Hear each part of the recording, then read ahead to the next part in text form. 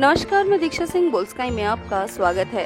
भाद्रपद मास की शुक्ल पक्ष की एकादशी तिथि को अजा एकादशी के नाम से जाना जाता है। इस बार यह शुभ तिथि 3 सितंबर यानी कल मनाई जाएगी। वैसे तो शास्त्रों में सभी एकादशियों को पुण्यदायी माना गया है, लेकिन इनमें अजा एकादशी का विशेष महत्व है। धार्मिक मान्यताओं के अनुसार इस व्रत के करने से न सिर्फ सभी तरह के पापों से मुक्ति मिलती है, बल्कि सभी कष्टों से मुक्ति भी मिल जाती है। अजा एकादशी व्रत कथा की बात करें तो राजा हरिश्चंद्र को तो सब जानते हैं। सतयुग में जब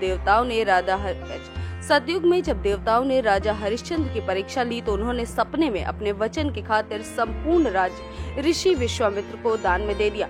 अगले सुबह विश्वामित्र राजा से 500 स्वर्ण मुद्राएं दान में मांगी। तब राजा ने कहा कि आप जितना चाहे ले सकते हैं। तब विश्वामित्र ने कहा कि आप तो पहले से ही मुझे सब कुछ दे चुके हैं और फिर आप दान की हुई चीज को फिर से दान कैसे दे सकते हैं। तब राजा हरिश्चंद्र ने अपनी पत्नी और पुत्र को गिरवी रख दिया और स्वयं को दास के रूप में एक चांडाल के यहाँ काम कराने लग गए। विष्णु भक्त हरिश्चंद्र तमाम कष्टों के बाद भी धर्म का रास्ता नहीं छोड़ा। एक दिन भाद्रपद मास की शुक्ल पक्ष की एकादशी को राजा के पूरे परिवार ने कुछ खाया नहीं था और वे वैसे भी हरि नाम लेते रहते थे। उस दिन ही हरि नाम संकीर्तन कर रहे थे और शमशान के द्वार पर पहरा दे रहे थे।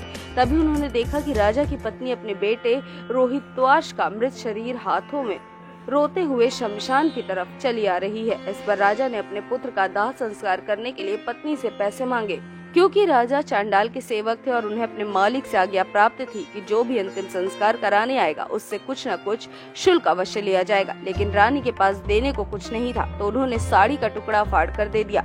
राजा की कर्तव्य परायणता को देखकर भगवान बहुत प्रसन्न हुए और उनके पुत्र को जीवित कर दिया और सारा राजपाट वापस लौटा दिया। इस प्रकार अजा एकादशी का व्रत करने से राजा हरिश्चंद्र के सभी दुखों का अंत हुआ।